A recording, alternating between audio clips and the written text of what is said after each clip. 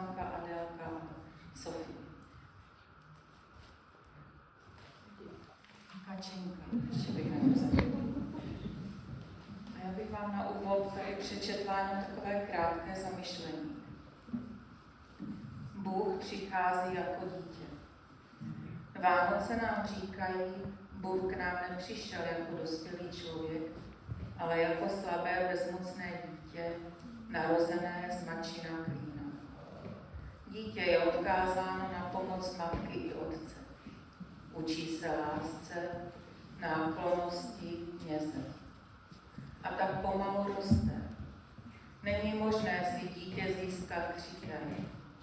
Jenom ten, kdo je mírný a tichý, k němu pronikne a pochopí jeho tajemství.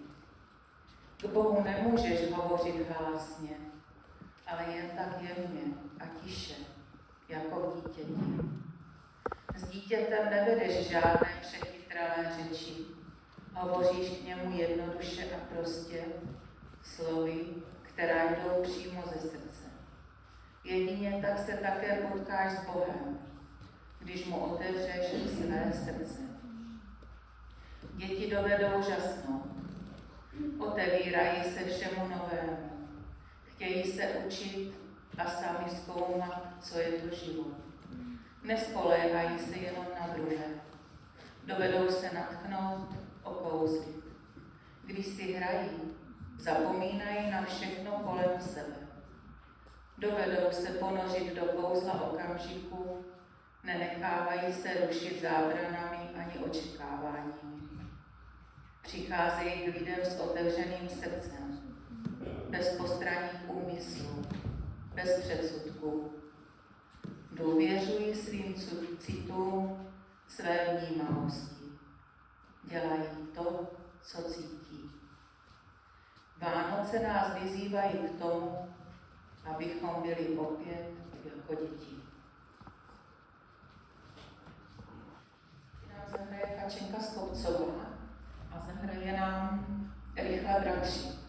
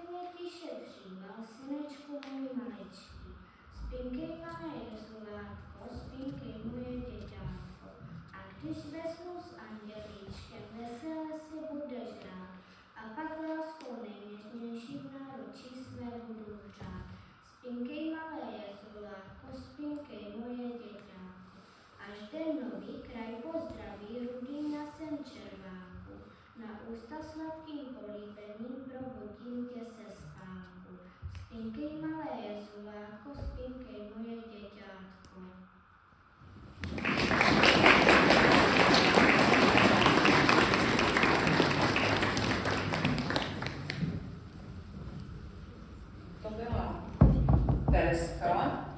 A na varhany nám teď zahraje Sofie. Koledu Nesem nám nohy. Nesem vám nohy.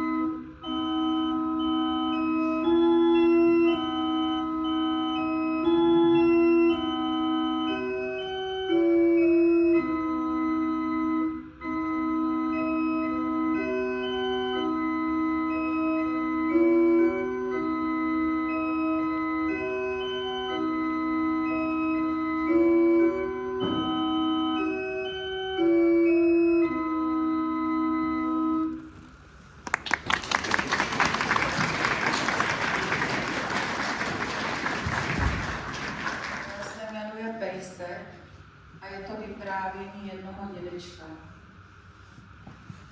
Stojíme před jesličkami, každý rok se chodím s vnuky dívat na krásný Betlém, který se vystavuje v kostele. Vzal jsem na návštěvu k Ježíškovi 4letého vnuka. Dědečku, oni tam zapomněli dát pejska. Vnuk se dívá na tolik postaviček a zvířátek, na ovečky i velbloudy a vážně pokyvuje hlavou. Pejsek tu není. A kočičku?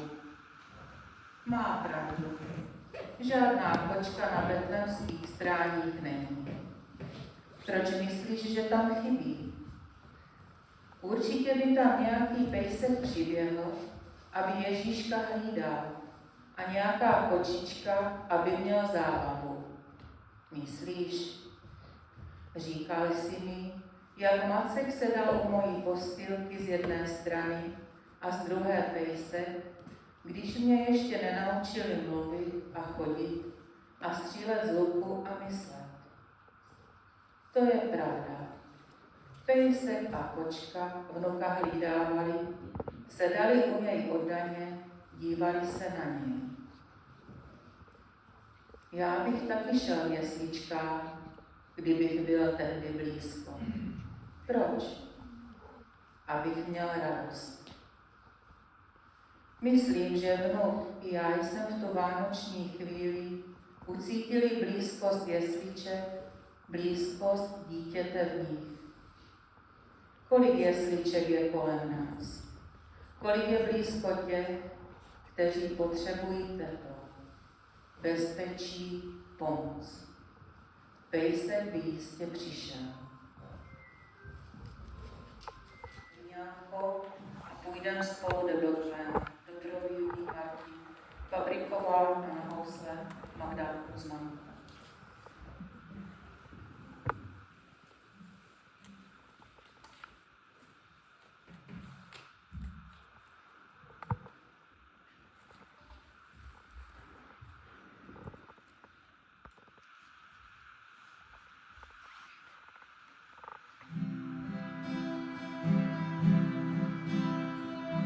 Jak si krásné nevěňátko, dobře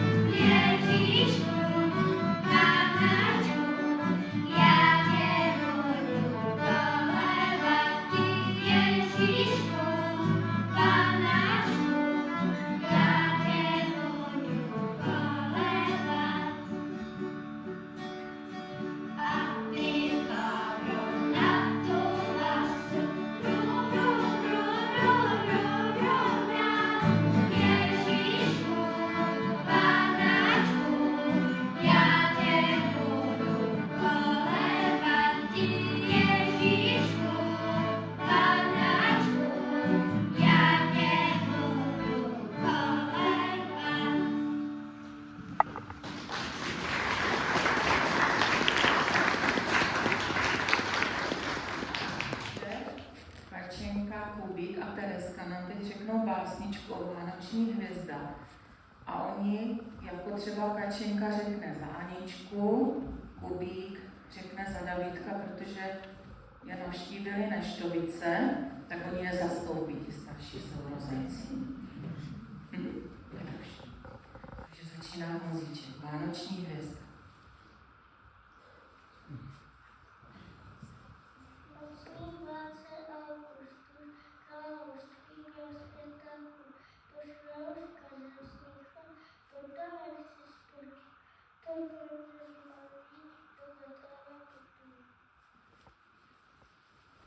Po kamení prachem cest, k tomu těžkou tašku nes. Něco jídlu plenek dost, vždyť už ťuká malý host. Dívka padá únavou, kde jí noc leh nabídnou. Kdo je v lídně pozvedal, kolínku jsem přichystal, márně klepe prozběhla, nikdo pro ně nemá čas. Když je oknem viděli, dveře rychle zavřeli a za městem upozí, ve chlévě se uloží. Zde na seně sláše, dítě první zapláče, matka stiskne robátko, vyjde boží děťátko. Tuhle hvězda veliká, záře nocí proniká, jistě Bůh tou kometou dává lidem zprávu svou. Do Betléma spěchejte, matku dítě hledejte. Za hvězdou hned ke stáji 3 králové spěchají. I pastýři od svých stád Bohu matce děkovat. Poklekají u jeslí, kolik darů přinesli.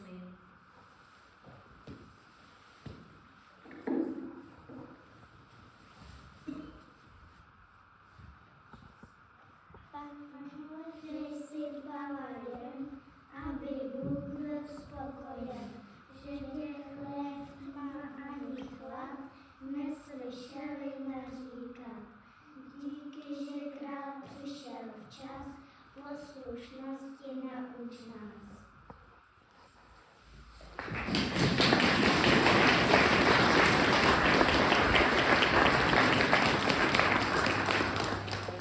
Preludium a byla cesta.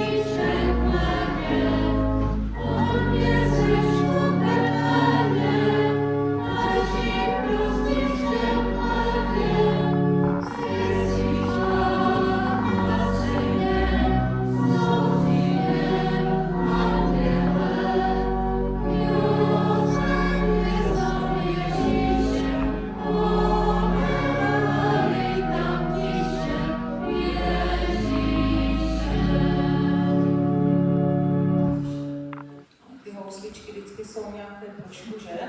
Ale už je to dobré.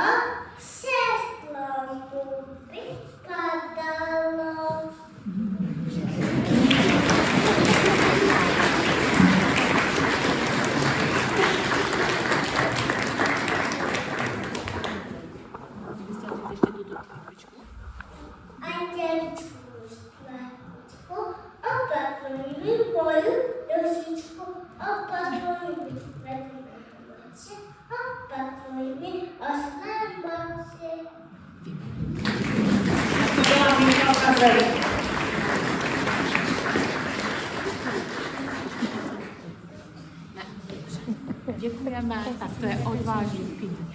A ještě by se někdo našel?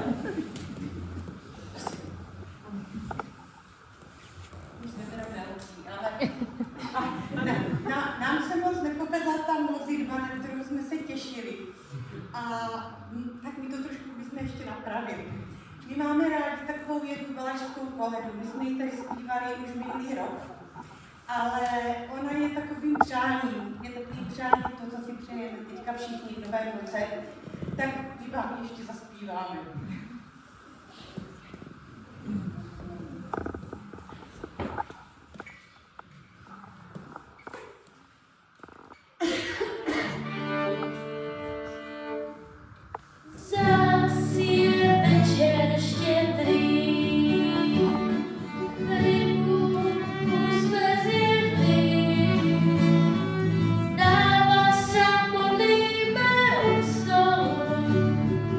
Ať nás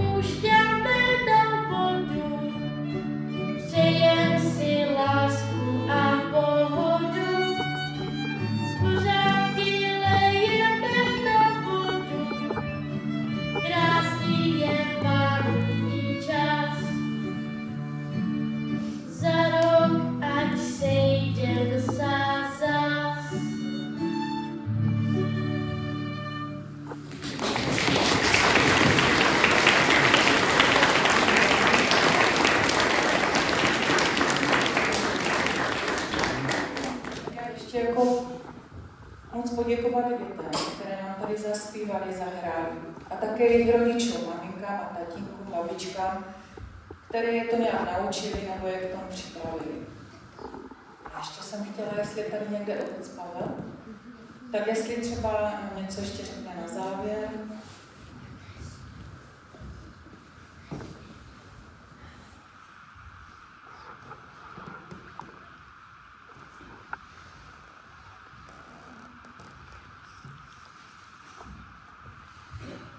Tak se prosím vás nelekněte. Já jsem byl úplně vyděšený. Protože kdo jste nebyli v kostele, tak Ježíš mě donesl nové koulovací rukavice. A on k tomu donesl teď i sníh. A já jsem ven celou dobu tady trhnul, koho všeho jsem mohl poslat těm neštovicím. A oni byli taky šikovní. Takže já už mám nový dopis pro Ježíška na příští rok. Protože já budu chtět, aby mě donesl brýle ze stěračem. Kolikrát netrefili. Takže bych jim chtěl všem moc poděkovat za to, že do toho šli a že jsou tak šikovní. A teď si děcko nachystejte ruky vy, že my jsme tady Jarnoce poděkovali, že to zase připravili. Zatleskejte jí, jo?